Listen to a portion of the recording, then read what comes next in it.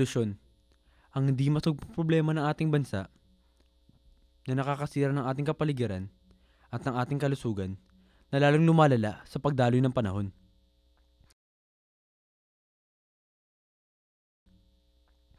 Isa sa pangunahing sanhi nito ay ang maruming buga ng hangin na nanggagaling sa mga pribado at pampublikong sasakyan.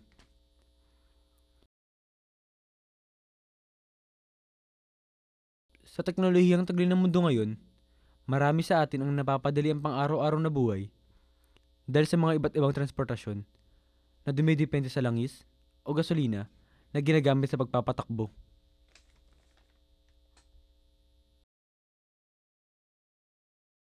Karamihan sa rehiyon sa Pilipinas ay pangunahing pinagkukunan ng polusyon ng hangin. Nangunguna na rito ang sektor ng transportasyon na itinuturing na isa sa mga sanhi ng pagtaas ng carbon monoxide sa Pilipinas. Kaya sa pagdami ng sasakyan na gumagamit ng gasolina sa ating bansa, ay tumataas din ang masamang epekto nito sa tao. Ang tricycle ang isa sa popular na pampublikong transportasyon na ginagamit ng karamihan sa atin. Ito rin ang madalas piling sakyan ng publiko dahil ito'y mainam na transportasyon sa masikip na daan na di tulad ng malalaking sasakyan na pang malalawak na kalye lamang.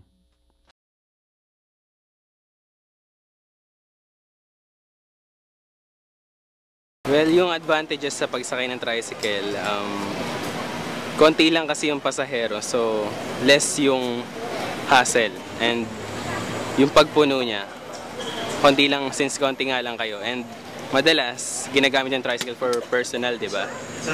And disadvantage naman, di kasi lahat ng tricycle pare-pareho. May mga matatagtag, may mausok, may mababa. Sa fare naman, reasonable naman yung price niya sa fare.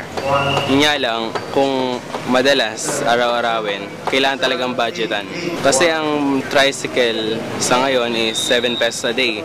And hindi na nila sinusunod yung isahang tao lang, laging 2 tao yung bayad. So 14 ang price niya kahit mag-isa lang ikaw. Tapos kung 2 kayo, 14 pa rin.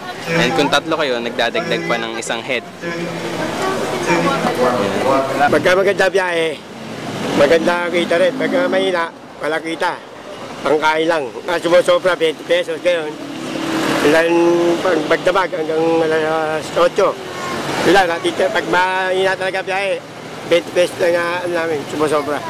Nasa kondisyon, pero minsan mapapaya. Pagka yung nasisira na biyahe ko, sira na diskarte, hindi na makaporma. Ang siyudad ng Mandaluyong, kung saan higit kumulang 300,000 katao ang naninirahan dito. Sa siyudad na ito, sinasabing unang gumamit ng e-trikes sa loob ng bansa. Ang e-trike o electric tricycle ay isang sasakyang ginagamit pang transportasyon na kuryente ang ginagamit upang tumakbo ito. Model na nilabas para sa bagong transportation. So parang test drive pa lang to pero okay naman sa amin Tapos ang kita nito maganda naman maabot ng 1,000 sa isang araw. Magneneto ka na ng 800. Magandang takbo niya, tumatakbo siya ng 80 kilometers sa isang araw. Bago ka palang maglobat, tapos sa-charge mo na ulit. 8 to 12 hours, maghapon na yan, sa-charge mo ng 1 hour. Pagka sa Marimayan kasi, mas gusto nila to. Kunyari, mga 8 peraso sila. Ang pamasahe dito, depende sa layo. 8 pesos, ang regular price, regular na fare talaga, 15 pesos. Pagka sumakay, ano lang yon, individual. 7 pesos sa tricycle, di ba? Pag bumaha naman, pagka hanggang 20 lang, kaya pa naman umandar niyan. Nakakatakbo pa naman. Pero siyempre, pagka lobat ka at nag-brown out, papahinga mo yung e-trike. Hindi ka makakabiyahe kasi siyempre wala naman. Hindi ka pwede mag-charge. 220 volts sinasaksak. Tapos ang bateryang sinacharge, yun yung 3,500 yata. 12 volts yan Sa akin ito okay. Yung tricycle kasi, masyadong nakakapagod. Tsaka mainit ang makina. Ganyan. May pagkapasma ka. Hindi katulad nito, kahit anytime pwede kang maligo pagbaba mo nito. Kasi wala kang nararamdaman na init eh. Sa mas komportable ang pasahero, gustong-gusto nilang sumakay. Tahimik kasi walang kaingay-ingay. Matapos, sa bukod pa roon, gustong-gusto nila kasi parang kotse rin, parang ganun, parang jeep. Pero wala nga lang ingay, tahimik. Ito ay grant ng gobyerno ng lokal na gobyerno ng City Hall dito sa aming bayan. Noong May 2011, 20 units so far. Dadagdagan naman yan at I think mga 1,000 pa ang idadagdag ng aming mayor.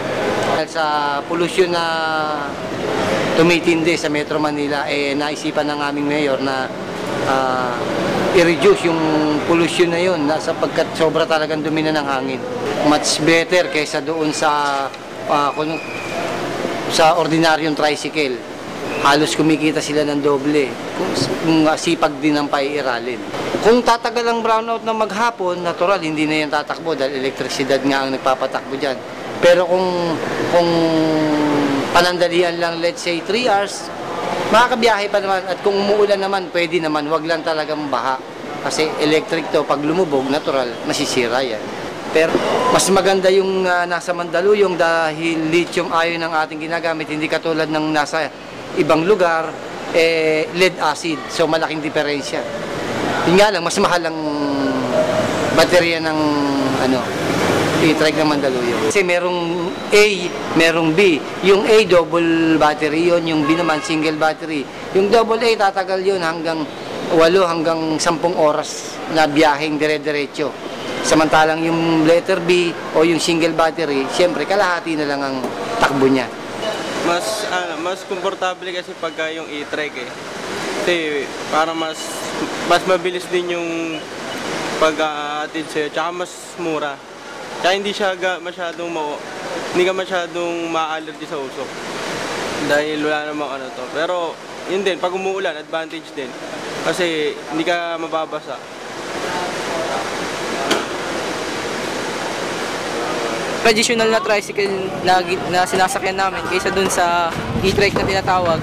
Pero ang magandaan naman ng e-trike na hindi siya nagbubuga ng usok na nakakasama sa kalusugan natin. Yeah. Sa financial naman, masasabi namin na siguro mas matipid yung e-trike kaysa sa normal na tricycle kasi yung sa e-trike ang kinakailangan doon yung kuryente lang. Sa normal na tricycle kinakailangan nila ng gasolina tsaka pang krudo. Sa amin naman kapag magbabayad sa tricycle, halos parehas lang eh. Halos parehas lang sila. Minsan kasi mahal din, di ba? Minsan mas mahal Mas yung mahal single yung ng tricycle. Minsan nasa 30, 10 Malapit isang lang. tao, 10. Tapos depende pa sa sumasakay. Ayun. Sadyang tagli ng bansa natin ang magantong sitwasyon. Ang di masugbong polusyon na nakakasama sa kalusugan ng marami. At ang pagtaas ng presyo ng langis na nakakaapekto sa ekonomiya ng bansa. Ngunit sa teknolohiyang taglay ng mundo ngayon, nakakamit na ng tao ang iba't ibang paraan upang mapabuti ang pamumuhay ng bawat isa.